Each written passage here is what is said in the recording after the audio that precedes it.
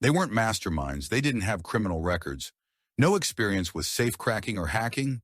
No connections to organized crime. They were night shift workers, a janitor and a security guard that nobody ever noticed. Marcus Lane pushed a mop cart through hallways that smelled like cigarettes in desperation. Ethan Rourke watched security monitors in a windowless room, 8 hours a night, 5 days a week, for 11 years. They were invisible, forgettable. The kind of men you'd walk past 100 times and never remember their faces. But together they found a way to make $88 million disappear from one of the most secure casinos in Las Vegas, without breaking a single lock, cracking a single safe, or triggering a single alarm. This is the story of the perfect crime committed by imperfect people. Before we dive into this incredible heist, hit that like button and subscribe to the channel. Click hype to boost this episode and help it reach more people. And drop a comment below telling me where you're watching from, your city, your country. I'm always blown away by how far these stories travel. Las Vegas, Nevada, March 2018. The Silver Dune Casino and Resort sat on the southern end of the Strip, a 40-story tower of glass and lights that promised fortunes and delivered heartbreak. 5,000 slot machines, 200 table games, a poker room that hosted World Series of Poker qualifiers, 3 restaurants, 2 bars, and a nightclub where celebrities occasionally appeared for $100,000 appearance fees. The casino operated 24 hours a day, every single day of the year, even on Christmas, even during hurricanes, even when the power grid failed and backup generators kicked in. Security was state-of-the-art. Over 2,000 cameras covering every square foot of public space, biometric scanners on restricted doors, RFID chips embedded in every gaming token over $100, a count room with reinforced steel walls and a time-delayed vault door that required 3 separate managers to open. The casino's security director liked to brag that Fort Knox had less protection. Nobody thought anyone could touch that money. But beneath the floor of flashing lights and luxury suites, in the service corridors and maintenance rooms that guests never saw, 2 men worked in the shadows. Marcus Lane, 42 years old, African-American, 5'9", lean build, graying at the temples, the kind of face that smiled politely but never stayed in your memory. He'd worked as a janitor at the Silver Dune for 6 years, showed up at 10 p.m. every night, clocked out at 6 a.m. every morning, mopped floors, emptied trash, cleaned bathrooms, restocked supplies, wore navy blue coveralls with his name stitched over the pocket. His co-workers knew almost nothing about him. Marcus kept to himself, said his former supervisor, Linda Torres. He was polite, said hello, did his work, went home. I couldn't tell you if he was married, had kids, had hobbies, nothing. He was just there. The truth was simpler and sadder than anyone knew. Marcus lived alone in a 1-bedroom apartment in Henderson, 20 minutes east of the Strip. The apartment complex was called Desert Vista, though there was no vista, just a view of the parking lot and a liquor store across the street. His unit was on the 2nd floor, number 210. 1 bedroom, 1 bathroom, a kitchenette with appliances from 1997. The walls were thin enough that he could hear his neighbor's television every night. Jeopardy at 7 p.m., Wheel of Fortune at 7:30. By 8 p.m., usually screaming matches between the couple downstairs. Marcus had moved in after his divorce was finalized in 2014. His ex-wife, Jennifer, had been a dealer at the Luxor. That's how they'd met. He was working janitorial there before the Silver Dune. They dated for 6 months, married at a chapel on Fremont Street, had a daughter named Riley 2 years later. For a while, Marcus thought he'd escaped the loneliness that had defined most of his life. But casino work was brutal on marriages. Jennifer worked swing shift, Marcus worked graveyard. They passed each other like ghosts in their own home. Riley grew up seeing her father asleep on the couch during the day, gone at night. When Jennifer asked for a divorce, Marcus didn't fight it. I just want Riley to have a stable life, she'd said. You're never here, Marcus. Even when you're here, you're not really here. She was right. Jennifer remarried in 2016. A pharmaceutical sales rep named Brad, who made 6 figures and had a house with a pool. They moved to Phoenix. Riley was 9 years old when she left. Marcus saw her on Christmas and on her birthday if he could afford the plane ticket. Last year, he couldn't. The year before that, his car broke down and he'd spent the money on repairs instead. Riley was 13 now. She barely called anymore. When she did, the conversations were stilted, awkward. She had a new life, a new family. Marcus was becoming a stranger to his own daughter. He'd started at the Silver Dune in 2012, making $13 an hour. 6 years later, after 3 modest raises, he was making $14, $50. His rent was $100 a month. His car payment for the 2009 Honda Accord was $280. His child support was $450. His car insurance was $120. His phone bill was $70. His utilities ran about $150 in the summer when he had to run the AC constantly. That left roughly $600 a month for food, gas, and everything else. He worked 60 hours a week, his regular 40-hour shift plus overtime whenever available, and still lived paycheck to paycheck. At night, pushing his mop cart through the casino floors, while wealthy tourists in designer clothes dropped thousands on blackjack and roulette, Marcus thought about numbers. The Silver Dune's average daily revenue was $2.3 million, most of it in cash and chips. On a good night, a single high roller might lose $500,000. Marcus made $116 per shift. If he saved every penny for an entire year, didn't eat, didn't pay rent, didn't exist, he'd have earned what some people lost in a single hand of baccarat. The math didn't feel fair, but math never lied. That's what Marcus had learned in high school, in the community college classes he'd taken before dropping out to work full-time. Numbers were honest. People weren't. Systems weren't. But numbers told the truth. At night, cleaning the casino floors while wealthy tourists dropped thousands on blackjack and roulette, Marcus thought about numbers, specifically about how much money flowed through the building every single day. The Silver Dune's average daily revenue was $2.3 million, most of it in cash and chips. Marcus made $116 per shift. The math didn't feel fair. Ethan Rourke was 51 years old, white, balding, with a horseshoe of gray hair around his temples. Thick glasses that made his eyes look too large. A gut that hung over his belt from too many years of sitting in front of monitors, eating vending machine snacks and drinking energy drinks. He'd worked casino security for 19 years, 8 years at various properties on the Strip, then 11 years at the Silver Dune.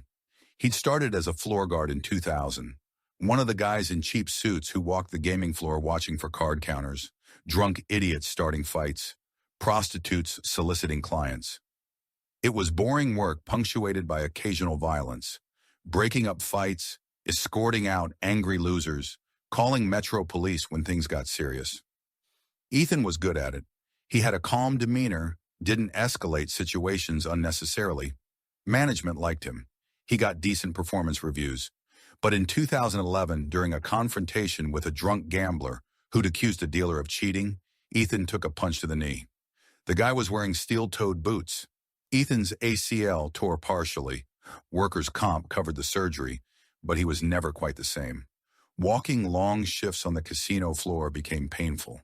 Management moved him to surveillance, a desk job, sit in a room, watch screens, log incidents. The pay was slightly better, $19 an hour instead of $16.50. But the work was mind-numbing. 8 hours a night, 5 nights a week, sitting in a cramped third-floor room with no windows, surrounded by 30 monitors showing every angle of the casino. Slot machines, poker tables, elevators, parking garages, service corridors. He watched people win. He watched people lose. He watched them celebrate and cry and scream and occasionally throw drinks at dealers. He watched millions of dollars change hands every single night. And he went home to a studio apartment in a complex off Tropicana Avenue that smelled like old carpet and mildew, no matter how much air freshener he used. Ethan was divorced. The marriage had ended in 2007, 13 years ago now, but it still felt fresh sometimes. His ex-wife, Patricia, had been a cocktail waitress at the Venetian. They'd met at a casino workers' union meeting in 2001. She was funny, sharp, gorgeous. Ethan couldn't believe she'd agreed to go out with him. They got married in 2002, had 2 kids, Michael in 2003, Sarah in 2005. For a while, Ethan thought he'd made it. Good job, beautiful wife. Healthy kids. The American Dream, Las Vegas edition. But casino work destroyed the marriage slowly. Patricia worked days. Ethan worked nights. They barely saw each other. When they did, they were too exhausted to talk about anything except bills and logistics. The kids grew up with a rotating cast of babysitters and Patricia's mother. Ethan missed Michael's first baseball game because he was working. Missed Sarah's kindergarten graduation because he'd picked up an overtime shift to pay for Patricia's root canal. By 2006, Patricia was done. "I feel like a single mother," she told him during the argument that ended their marriage. "You're never here, Ethan. And when you are here, you're asleep or staring at your phone. The kids barely know you." "I'm working to support us," Ethan had said. "You're working to avoid us," Patricia shot back. The divorce was finalized in 2007. Patricia got the house, a modest 3-bedroom in a decent neighborhood that Ethan was still paying the mortgage on as part of the settlement. She got primary custody. Ethan got every other weekend and half the holidays. Within a year, Patricia was dating someone new, a mortgage broker named Kevin who drove a BMW and had a real career, not just a casino job. Michael and Sarah were 19 and 17 now, both in college, both calling Kevin Dad on their social media. They barely called Ethan anymore. When they did, the conversations were perfunctory. "Hey, Dad. Yeah, school's fine. Need money for textbooks. Hey, Dad, can you cover my car insurance this month? Mom says she can't." He was an ATM to them, nothing more. Ethan lived in his studio apartment alone, ate frozen dinners, drank too much cheap bourbon, smoked too many cigarettes, and tried not to think about how he'd spent his entire adult life protecting other people's money while barely scraping by himself. His credit cards were maxed out, $18,000 in debt across 3 cards. His truck, a 2005 Ford F-150, needed transmission work he couldn't afford. Every few months, the check engine light would come on, and he'd ignore it, hoping it would just go away. He had $1,800 in savings and a 401k worth maybe $30,000 if he cashed it out early. At 51, retirement was a fantasy. He'd probably die working. At night, watching the monitors, Ethan sometimes calculated how long he'd been watching other people's money. 19 years in casino security. That was roughly 35,000 hours of watching people gamble. If he'd been paid $100 an hour instead of 19, he'd have $3.5 million by now. Instead, he had debt and bad knees and a relationship with his kids that existed only through child support payments and awkward Christmas dinners. In 11 years of watching the Silver Dunes money, Ethan had never stolen a cent, but he'd thought about it. God, had he thought about it. Every night, watching high rollers bet more in a single hand than Ethan made in a month. Watching casino executives in $3,000 suits walk through the floor, checking on their empire. Watching managers whose salaries were probably 6 figures. Ethan thought about how easy it would be. He knew where the cameras were, knew when the count room was vulnerable, knew which doors weren't properly secured, but he'd never acted on it, not until he met Marcus. Marcus and Ethan met on a Tuesday night in April 2018. A power surge had knocked out half the lights on the second floor. A service door to the electrical room had jammed. The electronic lock had failed, and the manual override wasn't working. Marcus was called to investigate. He arrived with his tool belt, found Ethan already there, flashlight in hand, trying to force the door. "Maintenance should be handling this," Marcus said. "Maintenance went home an hour ago," Ethan replied, breathing hard. "Security director wants this fixed now before someone trips a fire alarm." They worked together for 20 minutes. Marcus pried the lock housing open while Ethan held the flashlight. The door finally popped free with a metallic groan. Inside the electrical room was a mess. Exposed wiring, old junction boxes, equipment that should have been replaced a decade ago. "Jesus," Ethan muttered. "This whole building is held together with duct tape and prayers." Marcus laughed. It was the first genuine laugh he'd had in months. "You ever wonder," Marcus said, "how much money flows through this place versus how much they spend keeping it running?" Ethan looked at him. Really looked at him. "Every single day," Ethan said quietly. They stood there in the dark service corridor, 2 men who'd worked in the same building for years but never really noticed each other. "Ethan Rourke." He extended his hand. Marcus Lane. They shook hands. Neither of them knew it yet, but that handshake would change everything. Over the next few weeks, they started talking during shift overlap. Ethan's surveillance shift started at 10 p.m. Marcus's cleaning shift started at the same time. They'd cross paths in the break room, in the hallways, at the coffee station on the third floor that dispensed brown liquid that barely qualified as coffee. At first, the conversations were mundane: sports, weather, complaints about management. But gradually, they started talking about the casino itself, how it worked, how money moved through it, how security operated. You know what's crazy? Ethan said one night, leaning against a wall while Marcus emptied a trash can. We have 2,000 cameras in this place, but 90% of them are pointed at the gaming floor. The service areas? Maybe 200 cameras max, and half of those are dummy cameras that aren't even recording. Marcus paused. How do you know which ones are real? I watch the feeds. The fake ones don't have LED indicators. Plus, they're mounted at weird angles. Real cameras need clear sight lines. Marcus absorbed this information. Another night, he mentioned something he'd noticed. When I clean the count room hallway, there's always this 10-minute window around 3 a.m. where nobody's around. No managers, no guards, just empty. That's when the system syncs, Ethan said. The security software backs up data to the offsite server. During that window, the access logs pause. It's a known issue, but corporate never fixed it because nothing's ever happened during those 10 minutes. Nothing's ever happened, Marcus repeated slowly, because nobody knows about it. Ethan looked at him. Neither of them said what they were both thinking. Not yet. May 2018. Marcus started paying attention, not just to his work, but to everything around him. The rhythms of the casino, the patterns nobody else saw. He noticed that trash from the poker room contained discarded player cards, comp vouchers, even occasional access badges that drunk tourists had dropped.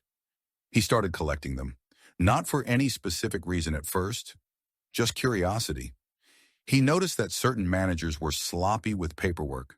They'd leave shift reports on desks, toss scheduling memos in the trash, forget to log access codes after using restricted doors. He noticed that the cleaning cart he pushed had a storage compartment underneath that nobody ever checked. Security guards walked past him 100 times a night and never looked twice. He was invisible. And invisibility, he realized, was a superpower. Ethan, meanwhile, was learning things from his side of the operation. He learned that the casino's accounting system was a Byzantine mess of software patches and legacy code. The chip tracking system didn't sync in real time with the table management system. The count room operated on a separate database that only updated at the end of each shift. There were gaps, small ones, but gaps nonetheless. One night, reviewing security footage from 3 weeks earlier, Ethan noticed something strange. A high roller had cashed out $150,000 in chips at the cage. The transaction was logged. But when Ethan cross-referenced it with the count room reconciliation report from that shift, the numbers didn't match. The count room showed $150,000 more than it should have. It was a simple accounting error. Someone had logged the cash in twice. Nobody caught it. The casino was $150,000 richer on paper than it actually was, and nobody knew. Ethan sat back in his chair, staring at the monitor. If an error could add money that didn't exist, could the reverse happen? Could money exist that the system didn't track? That was the question that wouldn't leave his mind. In early June, Marcus and Ethan started meeting intentionally. Not at the casino. Too risky. They met at a 24-hour diner off Boulder Highway, the kind of place where the waitresses were 60 years old and nobody asked questions. Over coffee and pie that tasted like cardboard, they started talking seriously. Hypothetically, Marcus said, stirring his coffee, if you wanted to steal from the Silver Dune, how would you do it? Ethan was quiet for a long moment.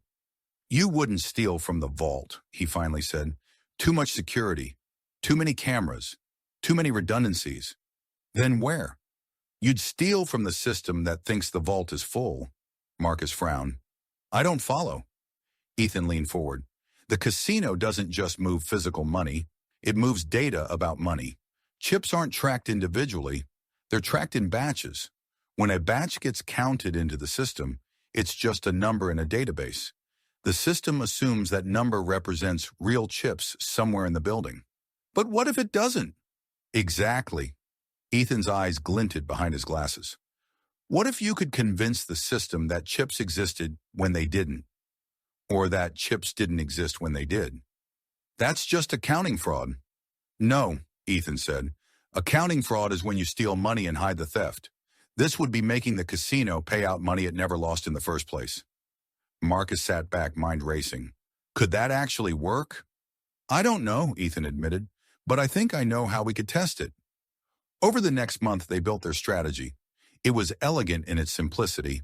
The Silver Dune, like most casinos, used a complex chip tracking system. Every denomination of chip, $5, $25, $100, $500, $1,000, had a specific RFID tag. High-value chips, 500 plus, were individually serialized and tracked in real time.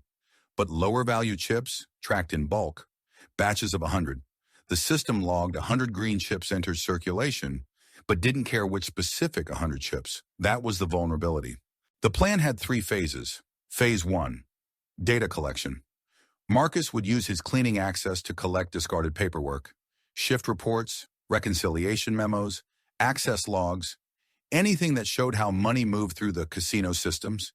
He'd photograph everything with a cheap burner phone, then return the documents before anyone noticed they were missing. Ethan would use his surveillance access to study the count room schedules, learn when audits happened, identify the 10-minute windows when the system was vulnerable. Phase 2, the seed. They would introduce small discrepancies into the system. Not theft yet, just errors. Extra chips logged into batches that didn't exist. Missing chips that were never really missing. If the casino noticed, they'd back off immediately. If the casino didn't notice. Phase 3, the harvest. They would scale up systematically, creating phantom inventory that existed only in the database. Then they would slowly convert that phantom inventory into real chips, which they could cash out through third parties. It wasn't breaking in, it wasn't hacking, it was exploiting the gap between physical reality and digital accounting. This is insane, Marcus said after Ethan explained the full plan. Probably. We could go to prison for 20 years. We could. Why are we doing this? Ethan looked at him across the diner table. Because I'm 51 years old and I have nothing. No wife, no kids who want to talk to me. No savings, no future. I've spent half my life protecting other people's money while I can barely afford to eat. And I'm tired, Marcus. I'm just tired. Marcus understood. He thought about his daughter in Phoenix, about how he'd missed her last 3 birthdays because he couldn't afford plane tickets, about working 60-hour weeks and still living 1-car breakdown away from homelessness. Okay, Marcus said quietly. Let's do it. They shook hands again. This time it was a pact. Phase 1 took 6 weeks. Marcus became meticulous. He photographed every piece of paperwork he found, memorized manager schedules, learned which doors had faulty locks, which cameras had blind spots. He bought a burner phone from a pawn shop on Fremont Street. $40 cash, no questions asked. Used it only to photograph documents, never for calls or texts. Kept it hidden in a false bottom he'd constructed in his cleaning cart using duct tape and cardboard. Every night, he'd collect scraps of information. A discarded shift report here, an access badge log there, a memo about scheduled maintenance on security cameras. He'd photograph them in the supply closet on the 2nd floor. The one place in the building with no cameras because it was too small and cluttered for anyone to consider it worth monitoring. Then he'd return the documents to where he'd found them before anyone noticed they were missing. He discovered patterns. The casino managers were creatures of habit. Gary Chen, the night operations manager, always took his dinner break at 4 a.m. and didn't return until 1:45. During that window, his office was unlocked and unmonitored. The head of security, Robert Paulson, only worked Monday through Thursday. On weekends, the security supervisor was a guy named Derek Mills, who spent most of his shift in his office watching college football on his phone. The 3rd-floor storage room, designated as maintenance supplies, was only checked once a month during inventory. The camera covering its entrance was a dummy. Marcus confirmed it by watching the lens for 3 weeks straight. It never moved, never adjusted, never showed the tiny LED indicator that active cameras had. The lock was a simple Schlager key system. Marcus had a master key as part of his janitorial access. He tested it one night, heart pounding, and the door had opened smoothly. Inside was exactly what the label promised. Cleaning supplies, spare vacuum parts, boxes of trash bags. But it was also forgotten. Neglected. Perfect. Marcus cleared out a section in the back, stacked boxes to create a false wall, and created a hidden space roughly 4 feet by 6 feet. You'd have to move 3 layers of boxes to even see it. Phase 1 was complete. Ethan, meanwhile, dove deep into the casino's digital infrastructure. He'd always been decent with computers. Not a hacker or anything sophisticated, but comfortable navigating systems, reading logs, understanding data structures. The Silver Dunes security network was a patchwork of legacy systems and modern upgrades. The physical security, cameras, locks, alarms, was state-of-the-art. But the back-end accounting software? Ancient. The chip tracking system ran on a platform called GameTech Pro 4.2, which hadn't been updated since 2011. It was stable, functional, but outdated. Ethan found the technical documentation buried in a shared network drive, a 400-page PDF that nobody had probably read in years. That's where he learned about the batch processing system. Every night at 3:17 a.m., the chip reconciliation system ran an automated process that synchronized the day's transactions with the central database. During this 5-minute window, the database was write-locked for regular transactions, but could still be modified by administrators. The system assumed administrators would only use this window for legitimate corrections, fixing data entry errors, reconciling discrepancies. But Ethan realized it could be used for more. He tested his theory on a Saturday night in late July. During the 3:17 a.m. window, he logged into the system using his regular credentials and attempted to modify a chip count record. Access denied. He tried his supervisor's credentials, the ones he'd found in that carelessly saved password recovery document. Access granted. His hands were shaking so badly he could barely type. He didn't modify anything, not yet, just confirmed that he could. Then he logged out, cleared his browser history, and sat back in his chair, heart racing. "We're ready for phase 2, Ethan told Marcus the next night at their diner. The first test was small, deliberately, carefully small. Marcus found a damaged $25 chip wedged behind a slot machine on the second floor. It was legitimate, worn, chipped around the edges, probably dropped by a customer, and kicked aside by hundreds of passing feet. Casino policy required damaged chips to be logged and sent to the count room for verification before destruction. Marcus filled out the proper form, photographed it, and submitted it through the internal system. That night at 3:17 a.m., Ethan accessed the disposal log. He changed one number. Where the log showed one chip, $25 value, Ethan changed it to 2 chips, $50 value. One keystroke, one modified digit. The system now believed an extra $25 chip existed somewhere in the casino's inventory. They waited. 1 day passed. Marcus went to work, cleaned floors, acted normal.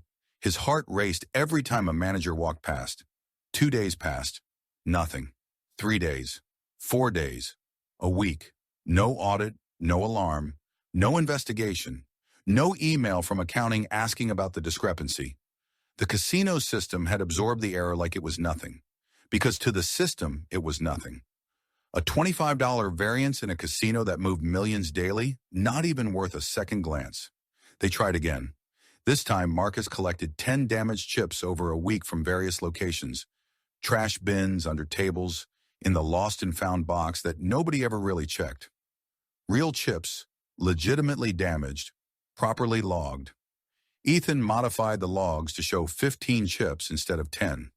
Again, they waited. Again, nothing. The casino's accounting system had built-in tolerances for human error. Chips got lost. Customers pocketed them. Staff occasionally miscounted. As long as discrepancies stayed within 0.5% of total inventory value, nobody investigated. It was considered normal variance. Marcus and Ethan had found their threshold, but they also found something else. The system's blindness wasn't just tolerance, it was structural. The chip counts were reconciled by shift, not by day. As long as each shift's opening count matched the previous shift's closing count within acceptable variance, the system was satisfied. But if you introduce small errors across multiple shifts, those errors accumulated without triggering alarms. It was like compound interest in reverse. Small losses that added up over time, but were never individually large enough to notice. In August, they moved to Phase 3, the real operation. Marcus began systematically discovering chips during his cleaning rounds. He'd file reports claiming he'd found them behind slot machines, wedged in cushions, turned in by customers at the guest services desk. Each batch was small, 20 chips here, 30 chips there. But here's where Ethan's genius came in. Instead of logging the chips accurately, Ethan would inflate the counts by 30–40%. Marcus finds 20 chips, Ethan logs 30. Marcus finds 30, Ethan logs 45. The phantom chips accumulated in the database like digital ghosts. The casino system believed these chips existed. They were counted as inventory. They were factored into reconciliation reports. But they didn't exist physically. It was perfect. By September, after just 6 weeks of Phase 3 operations, the system showed $4.3 million more in chip inventory than actually existed. Nobody noticed. The quarterly audit came in late September. Auditors from an outside firm hired by the casino's corporate ownership. They spent 3 days reviewing financial records, checking cash counts, verifying procedures. Marcus and Ethan were terrified. But the auditors didn't check aggregate chip totals against physical counts. They spot-checked individual transactions, verified that high-value chips were properly serialized, confirmed that cash in the vault matched the logs. Everything balanced. Because they weren't auditing the system's totals, just whether individual processes followed proper procedure. The audit passed with 0 findings. "It's working," Ethan said when they met at the diner afterward. His voice was shaking. "It's actually working." Marcus didn't smile, just nodded slowly. "Now we need to figure out how to turn those phantom chips into real money." That was the hard part. Converting phantom chips into actual cash required an outside network. They couldn't just cash out millions themselves. That would trigger immediate scrutiny. The casino tracked large transactions carefully. Anyone cashing out more than $10,000 in a day got flagged for potential money laundering investigations. They needed proxies. Multiple people who could cash out chips in amounts small enough to avoid detection. Marcus had a cousin in Los Angeles named Vincent Crane. They weren't close, hadn't spoken in maybe 5 years, but Vincent had a reputation. He'd done time in the early 2000s for credit card fraud. Not violent crime, just white-collar stuff. He understood how to move money without attracting attention. Marcus called him from a payphone outside a 7-Eleven in North Las Vegas. "Vincent, it's Marcus." Silence on the other end. Then, "Marcus? Man, I haven't heard from you in forever. What's going on?" "I need to ask you something, and I need you to not ask questions." "That kind of call, huh? That kind of call?" Vincent met him 2 days later at a coffee shop in Henderson. Marcus explained the situation carefully. Not everything, just enough. He had access to casino chips. Needed someone who could cash them out. Would pay 20% of the total. Vincent listened without interrupting. "How much are we talking?" he finally asked. "Eventually, maybe tens of millions." Vincent whistled low. "Man, you're playing with fire." "I know. You get caught, you're looking at federal time." "I know." Vincent was quiet for a long moment, stirring his coffee. "Okay, I'm in, but we do this smart. I'll recruit a network. Professional gamblers, retirees, people who won't attract attention. They'll visit the casino, exchange cash for chips to establish legitimacy, play a few hands, then cash out large amounts over multiple nights. We'll route the money through a series of transfers so it can't be traced back to you." 20%. 25, Vincent countered. "I'm taking significant risk here." "Fine." They shook hands. The distribution network was born. Over the next month, Vincent recruited 12 runners. Most were professional poker players who regularly traveled to casinos anyway. A few were retirees who looked harmless, elderly couples who visited Vegas frequently for comp vacations. Marcus used the storage room as their distribution center. He'd transport boxes labeled industrial cleaning supplies or replacement vacuum parts that actually contained sealed Ziploc bags of casino chips. He'd stack them behind the false wall he'd created. Ethan would disable the dummy camera. Even though it wasn't recording, he'd physically turn it to face the wall during pickup windows, just to be safe. Vincent's runners would arrive late at night, one at a time, dressed as maintenance contractors or food service delivery people. They'd show fake credentials at the service entrance, walk to the third floor, collect the packages, and leave. The next night, they'd return as guests, play blackjack or poker for a few hours, lose a little, win a little, establish legitimacy.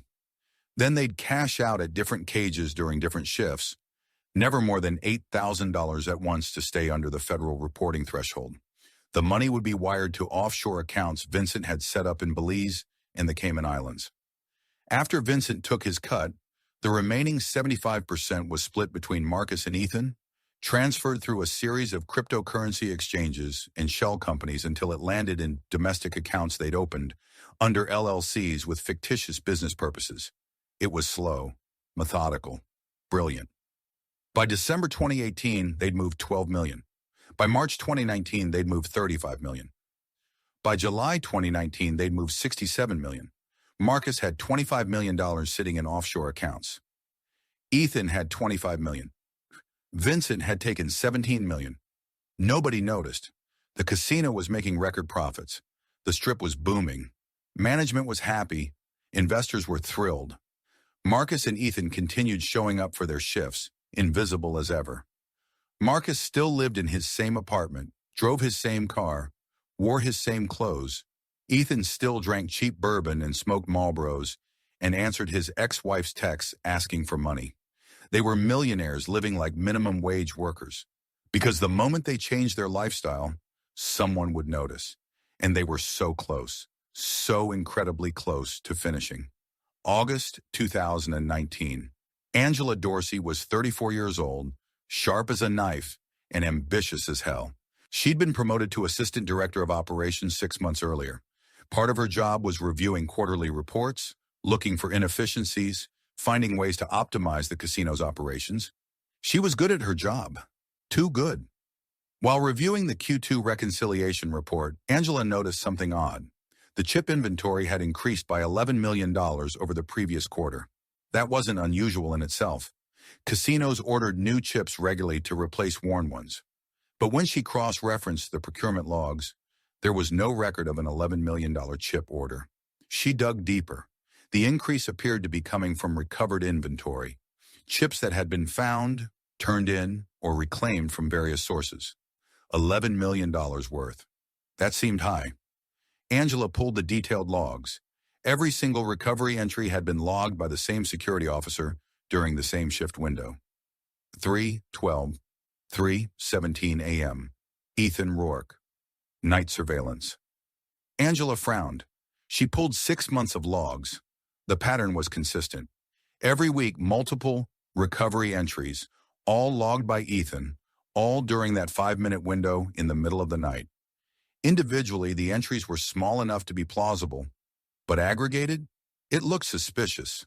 Angela didn't confront Ethan. She didn't tell her supervisor yet. She did something smarter. She filed a confidential report with the Nevada Gaming Control Board, requesting an unannounced audit of the Silver Dunes chip inventory. 2 weeks later, on August 17, 2019, at 11:00 p.m. on a Saturday night, a team of state gaming investigators walked into the Silver Dune with a warrant. Complete inventory audit. Every chip in the building to be physically counted and cross-referenced with the database.